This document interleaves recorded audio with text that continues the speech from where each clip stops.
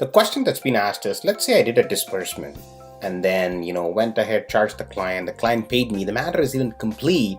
But then I figured out that, the court rejected the disbursement for some reason, and now I'm left with an, check that's a white check, and I want to return back the money back to the client for what I charged. Let's see how we'll handle that scenario in EULA. For that, I'm going to first put a disbursement. Let's say add new disbursements. Let's make it a miscellaneous expense. Let's say it's a court fee, right? And the court fee was, let's say $120. No HST. Okay, so I'm making it $0. And that's the check that I actually wrote to the court, and I said, so that's what I'm charging the client. This is what I wrote to the court. I can say Brampton, City of Brampton, whatever like that. That's my General Bank, the Scotia Bank, and then I wrote a check number 123, right? And I hit the save button. Now, let's say this happened and I raised an invoice. And once you raise an invoice, waiting for the payment from the client to actually happen. So let's now accept that payment. So for $120, so the client pays you $120, right? And that check is actually $124. That was $123. Let's say this is $124. You received it and you apply. The matter is almost closed. At this time, now you get check 123 back from the court saying that it's rejected. So now what you have to do is you have to do two things. First, you have to nullify your disbursement. So let's go and see how you will nullify the disbursement. To nullify the disbursement, it's Sammy Drush, court matter. You'll go to accounts, and that's where you will nullify the disbursement. So you'll say action, payment, and you'll say it's a client credit memo, right? It's a client credit memo that you need to actually do. So for client credit memo, you will say Sammy Drush, right? That's the court matter, and you'll take an action. And what you will say is, you will say reversal of court fee, and that was $120. You can get rid of the check,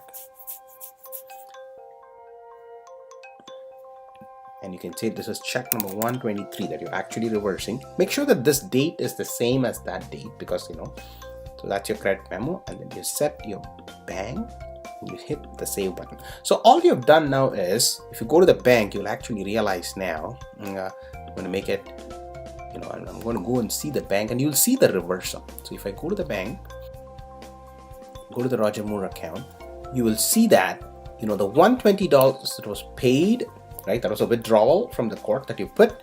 Now it got reversed, right? So that part, the credit memo has taken care of the reversal. So now you are ready to actually tear the check. You can throw it into the dustbin. So that's been taken care of. Now you still owe $120 to the client. What do you do to that? To do that, you have to come back to the matter.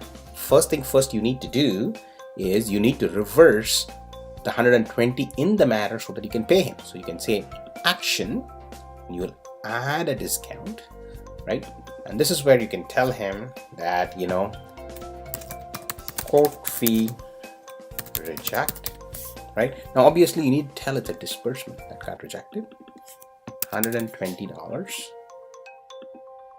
Make sure it's 120 here and no tax, right? So now you got that correct, and you apply the discount button. So now what you've done is you reversed the disbursement itself. Now, what left is the refund that you need to do to that. So for that, I'll click on the action button, and you'll do the refund payment. The refund, $120, that's a new check, $125 that you're going to be writing. And you can say, paying Sammy for reversal of the disbursement. And you can hit the reverse button. So let's walk through the matter. What I did in the first part was just raised an invoice that locked everything, right? Then what I did was I went into accounts, and under action, under payments, I did a credit memo. Credit memo is basically reversing it in the bank. That means you're actually tearing off the check. So putting a reverse entry for that so that you can reconcile and say, hey, this 120 is now reversed by it. Okay.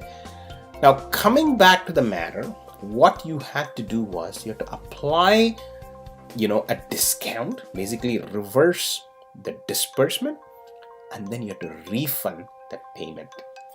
So 2 parts. First is the credit memo to reverse the bank and you could tear off. The second part you only do, which is putting the discount and actually refunding the payment if you decide, like, because it's a normal good process, because you got the money back, you charged for him accidentally, now you want to pay him back, you can do that. So let me summarize. In accounts, as I showed you, this was the check you actually wrote to the government that got rejected. So that kind of nullifies. If I go to matter, the disbursement that you put, it now discounted off. So that's the reversal there. So there are 3 things that happen, right? Like, 1, you charge the client, so you're reversing that. Second is you paid the court, you are reversing that. And now the last one is he paid you the money. So let's go to that account, right? Like, I put it under gold credit card. So he paid you a client payment of 120, and that you're reversing basically because you're giving him back the check. So 3 things have to be reversed, to kind of undo the whole process.